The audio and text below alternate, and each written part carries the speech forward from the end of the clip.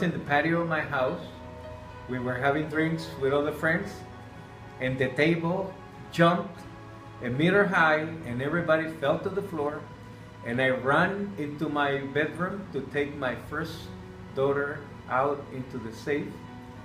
My house did not collapse, but all of a sudden we saw the sky completely lit up with all the fires that started because of the gas that got ignited in the whole city.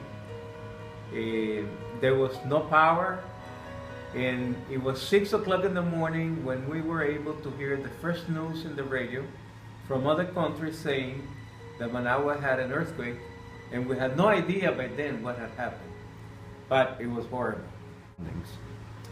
For the first 4 hours, we were inside the patio, inside of my house, and we were too scared to run through the house and to go out into the streets. When we were able to go out into the streets, I had no idea of what had happened until we heard the radio. It was a completely crash down of a city. The city completely disappeared.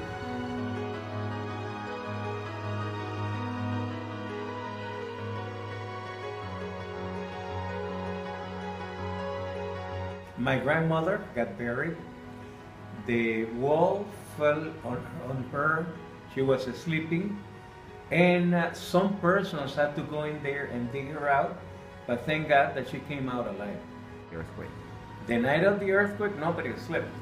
We went out into the streets at 4 or 5 o'clock in the morning, and the next day around 7, 8 o'clock in the morning, some friends of ours that live in León, a city which is 60 miles away from Managua, came to tell us, to invite us to go and live in their house.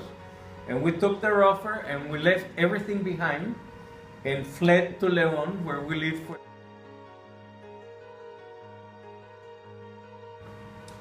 Right after the earthquake, after a couple of days, Somoza gathered everybody that he knew, and he started the National Emergency Committee. And I belonged to that committee, and I was appointed to represent the Nicaraguan government to go to Mexico City and all the cities in Central America to let the chambers of commerce and the chambers of industries, to let them know that Managua was still up, that the Nicaraguans were alive, and that we were all still in business.